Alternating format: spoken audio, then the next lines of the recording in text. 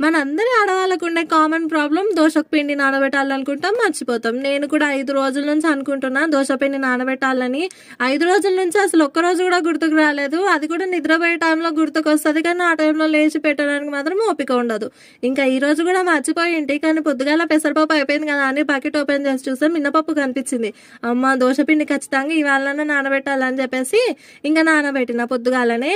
ఇంకా ఈవినింగ్ అయితే మిక్సీ పట్టినాను, మళ్ళీ నైట్ కి మర్చిపోతా అని. దోశకు నానబెట్టడానికి మాత్రం నేను ఓన్లీ రేషన్ బియ్యం మాత్రమే వాడతాను. నాకు ఎందుకో అవి టేస్టీగా అనిపిస్తాయి. యాక్చువల్ గా నేను టిఫిన్లు చాలా తక్కువ చేస్తాను ఇంట్లో.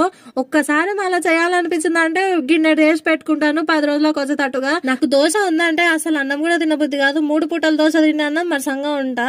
నాకు ఎందుకో అంత ఇష్టం అసలు దోశ అంటే చిన్నప్పటి నుంచి అయినా. కానీ వేరే ఏ టిఫిన్ పెట్టినా మాత్రం అస్సలకి తినను. అందరూ దోశకి కాంబినేషన్ పల్లి చట్నీ అని తింటారు, కానీ నాకు మాత్రం ఆలుగడ్డ అంటే పిచ్చి. అసలు దోశ ఎంత ఇష్టంతో నా తింటానేమో కానీ అది నానబెట్టడం, రుబ్బడం, మిక్సీ పట్టడం అవి ఇవి మొత్తం చూసుకుంటే నాకు అసలు దోశ అందుకోసకే తినబుద్ధి కాదు. ఏవైనా సరే సులభంగా చేసుకోవాలనిపిస్తుంది, కానీ నాకు ఇలాంటి టిఫిన్లకు మాత్రం అస్సలకి ఓపిక రాదు. ఓపిక వచ్చినా కూడా చేయాలనే ఇంట్రెస్ట్ చాలా తక్కువ ఉంటది. అందుకే టిఫిన్లు నేను ఎక్కువ చెయ్యను ఇంట్లో. ఏం చెప్తుందిరా స్వామి దోశ దోశ దోశ అని అనుకోకండి. Dosa is an emotion to me, కానీ ఆ ప్రాసెస్ కి మాత్రం తిక్కలేసిపోతుంది. ఇంకా ఆఖరికి 3 నెలలకి దోశ పిండి నానబెట్టుకొని అయితే ప్రశాంతంగా తిన్నాను. బాయ్.